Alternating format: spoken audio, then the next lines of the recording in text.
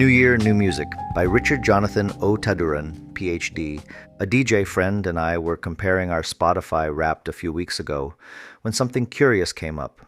The app claimed her listening age was 62. Mine was 16. She laughed and told me, half joking, half serious, that maybe I listened to too much K-pop. I didn't argue. Instead, I sent her a link to my 2025 playlist. A few days later, she messaged back. She admitted she didn't recognize most of the artists. What surprised her more, though, was the range. Classical pieces sitting beside jazz tracks, electronic and indie songs brushing up against folk, and yes, a bit of K-pop woven through the mix. "I didn't expect this," she said. That small exchange stayed with me, because it wasn't really about taste. It was about novelty, about what happens when we keep letting unfamiliar sounds into our lives instead of replaying the same songs we already know by heart. As we step into a new year, it's worth asking, what does listening to new music actually do to our brains? Music and evolution. Long before music became something we streamed, ranked, or folded into an algorithmic personality, it was already doing essential cognitive work. Cognitive neuroscientist Daniel Levitin makes this case powerfully in his book, The World in 6 Songs. His argument is deceptively simple. Music did not evolve as entertainment. It evolved as a solution to recurring human problems. According to Levitin, music helped early humans regulate emotion, strengthen social bonds, coordinate action, preserve memory, and transmit knowledge long before writing existed. Songs carried stories, values, and practical information across generations. Rhythm synchronized bodies, melody structured memory, emotion made information stick. In this sense, music functioned as cognitive infrastructure, supporting social life in ways that language alone could not. What makes Levitin's work especially relevant today is his emphasis on how deeply music is embedded in brain architecture. Musical listening recruits systems involved in prediction, attention, emotion, and reward. Our brains are not passive receivers of sound. They are active pattern makers, constantly anticipating what comes next. Music trains this predictive machinery, shaping how we process not only sound, but experience itself. New neural pathways. If music helped build the social brain, then listening habits are not neutral. They are forms of cognitive practice. Repeated exposure to the same sounds strengthens familiar pathways. Exposure to new music, by contrast, asks the brain to revise its expectations, reactivating the very systems that made music evolutionarily useful in the first place. This insight is strongly supported by contemporary neuroscience.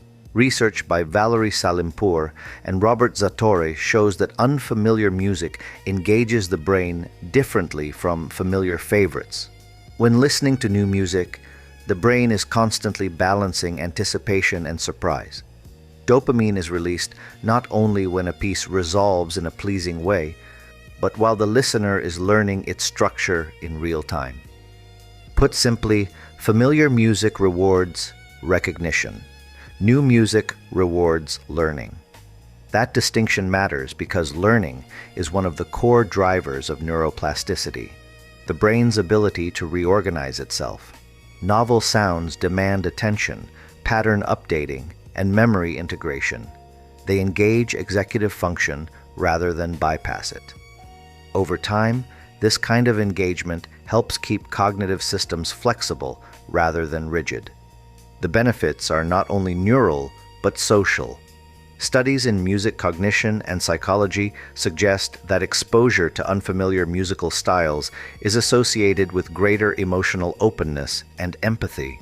Research by Thomas Fritz demonstrates that people can reliably recognize emotion in music from cultures entirely different from their own, even when the musical system itself is unfamiliar. Other work links musical openness to tolerance for ambiguity, a trait closely related to empathy and psychological resilience. Listening to new music, in this sense, is like listening to a new person. At first, the cues feel strange. The rhythms don't land where you expect them to. The emotional pacing is unfamiliar. But if you stay with it, if you listen rather than retreat, you begin to understand. You don't have to like every song to learn from it. The act of listening itself is the exercise. Listening forward. In a world increasingly shaped by algorithms designed to feed us more of what we already prefer, choosing new music becomes a small but meaningful act of resistance. It tells our brains that curiosity still matters, that difference is not a threat, and that unfamiliarity deserves attention rather than dismissal. This is partly why I find myself excited for the upcoming Grammy Awards, not just as a spectacle, but as a reminder of how wide the musical landscape remains. Artists like Kendrick Lamar, Lofi, Billie Eilish, Wet Leg, Olivia Dean, and SZA each represent distinct emotional and sonic worlds shaped by different traditions and sensibilities.